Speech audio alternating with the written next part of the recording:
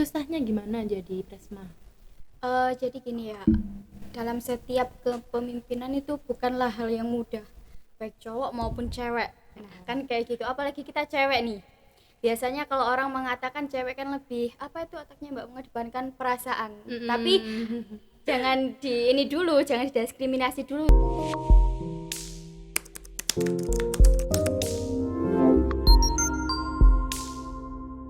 Assalamualaikum warahmatullahi wabarakatuh. Selamat pagi, selamat datang di podcast Ada Podcast yang nantinya akan tayang di YouTube ITB Ahmad Dahlan Lamongan.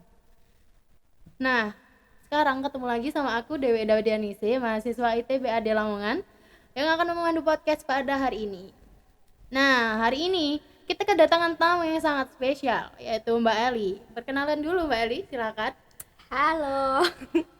Oke, perkenalkan nama saya Eli Indria. Saya dari mahasiswa Institut Teknologi dan Bisnis Ahmad Dahlan Lamongan dan tentunya saya mengambil prodi dari akuntansi dan juga perpajakan.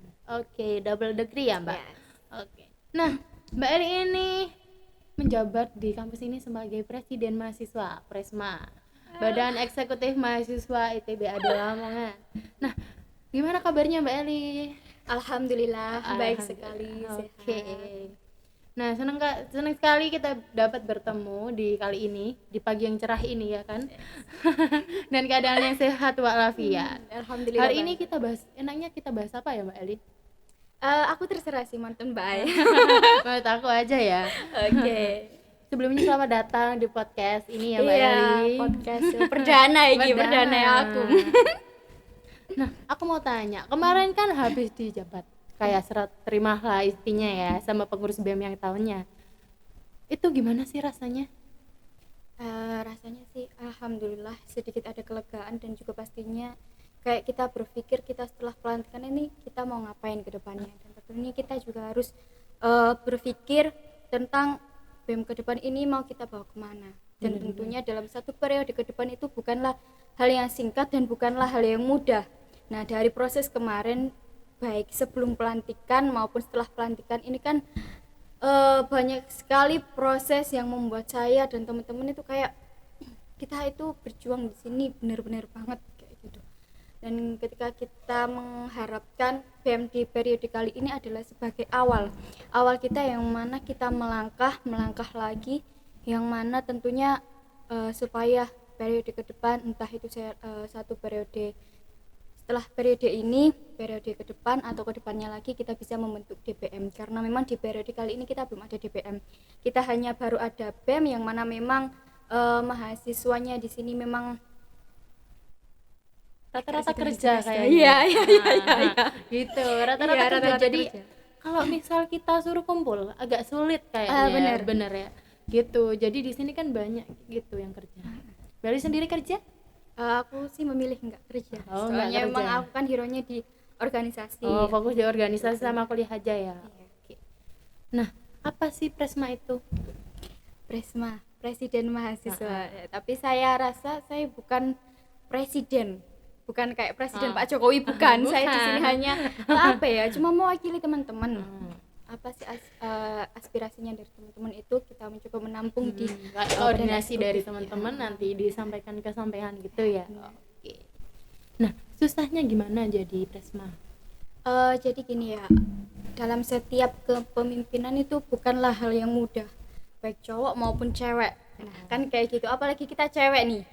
Biasanya kalau orang mengatakan cewek kan lebih, apa itu otaknya Mbak, mengedepankan perasaan. Tapi jangan di ini dulu, jangan didiskriminasi dulu terkait itu. Soalnya kita kan juga ada kesetaraan gender. Sebenarnya wanita itu bisa loh ketika memimpin, tapi tergantung kan kayak gitu. Kadang kan banyak ya kayak cewek-cewek, aku loh cewek, masa aku memimpin sih kayak gini.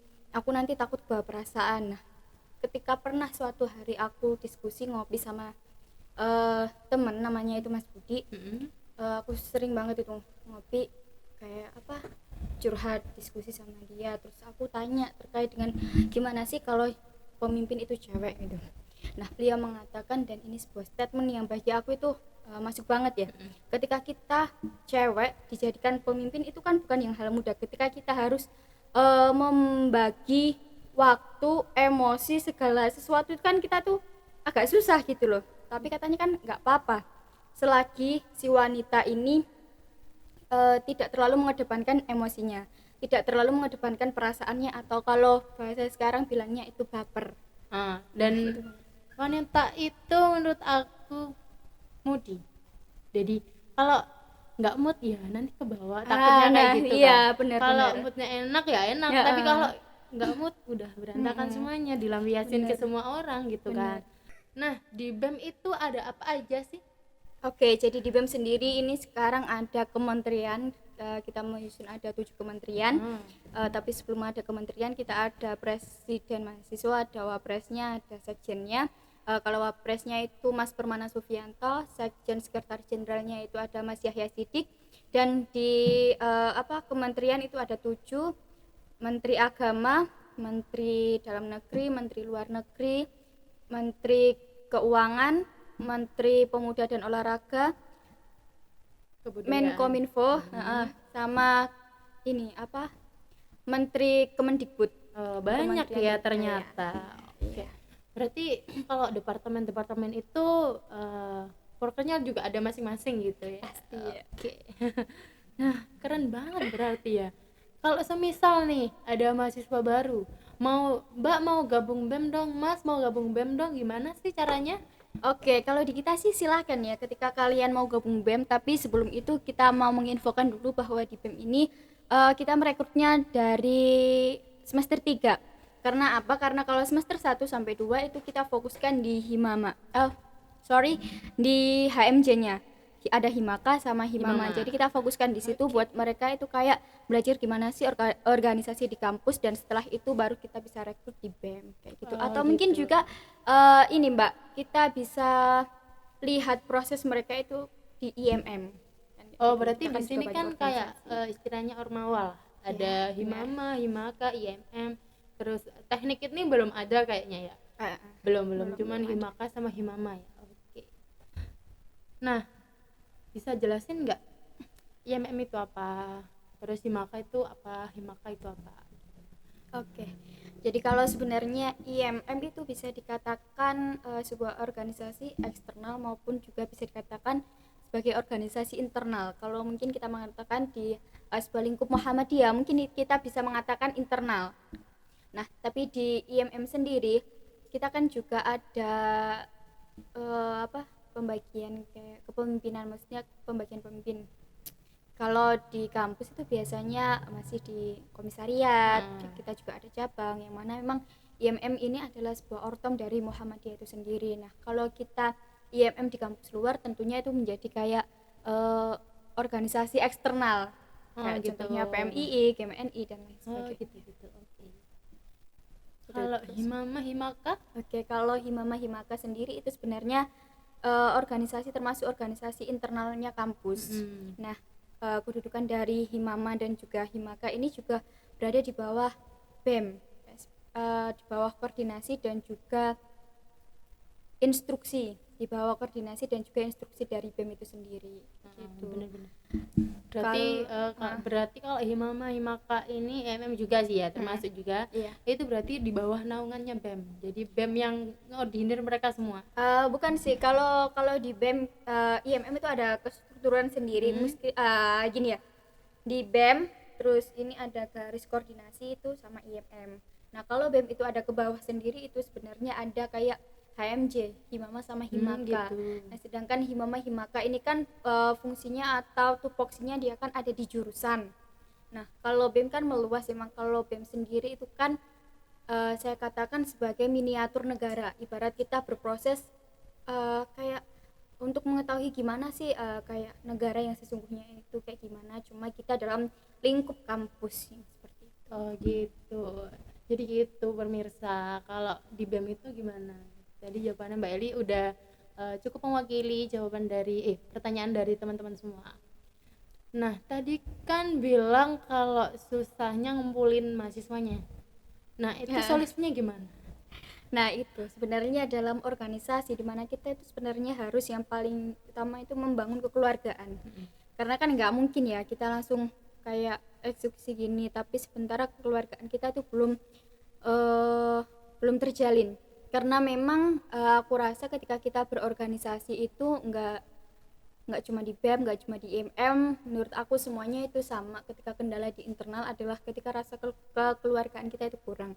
Nah, sebenarnya cara menjalin hubungan itu bisa dilakukan secara face to face, maksudnya Ngobrol pribadi, gitu.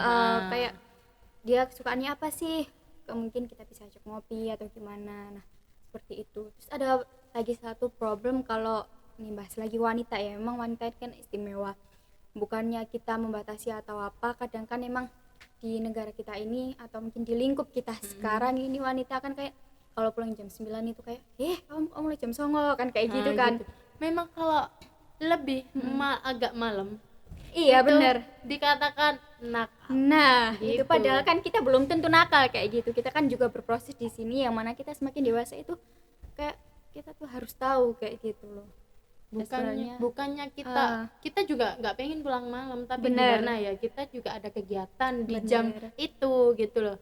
Kayaknya kita pulang paling lambat mungkin jam 9 jam 10 udah pulang kayaknya ya. Soalnya memang penilaian orang di luar itu nggak tahu kita gimana di sini. Misal kita melakukan kegiatan di sini juga mereka kan nggak tahu. Jadi mereka menilainya, oh ini pulang malam, Bener. ngapain aja sih cewek loh gitu. Penilaiannya kan gitu. Bener. Gitu. Nah, mungkin apa ya, ada quotes hari ini buat penontonnya podcast Quotes-nya hari ini apa ya? biar memacu semangat gitu loh. Kalau di sini kan ada tetap hidup meski tak berguna. Ini Tapi ya. enggak gitu. Mungkin saat ini kayak apa ya? Ketika kita lebih ke hidup sih ya. Dalam hidup itu pasti ada tumbangnya, pasti ada Masa jaya. masa jaya. Nah, di setiap masa itu pasti ada hikmahnya. Dan ketika kita berada di masa yang memang kita masa di mana masa itu benar-benar kita benci dan kita nggak pengen berada di situasi itu, tapi percayalah sebenarnya Tuhan itu sudah mengatur segalanya, dan sebenarnya Tuhan itu menguji kita, juga menguatkan kita, dan juga mungkin Tuhan itu pengen kita merubah cara pandang kita terkait bagaimana sih cara kita mengatasi di situasi yang paling kita benci. Benar. Sebenarnya kita juga nggak mau Nah, hal benar. yang kita tidak inginkan terjadi itu nggak mau, tapi gimana lagi udah jalannya. Yang ngatur yang di atas. Jadi bagaimana kita menjalaninya, menghadapi masalahnya tadi. Benar. Tuhan juga nggak nguji kita, nggak nguji umatnya lebih dari kemampuan manusianya gitu. Nah, mungkin itu saja yang dapat kita share hari ini di podcast hari ini. Terima kasih Mbak Eli udah ngeluangin waktunya untuk sharing-sharing di podcast ini. Nah, mungkin lain waktu next time bisa ketemu lagi kita. Boleh banget. Boleh. Oke. Yang mau gabung BEM atau tanya-tanya tentang BEM, kita juga bisa di kolom YouTube. Nanti kita bagi link untuk Instagramnya kampus sama BEM ada. BEM ada. BEM ada. Nanti kita cantumin. Nah, nanti kalian bisa tanya-tanya di situ ya. Oke. See you next time. Bye bye.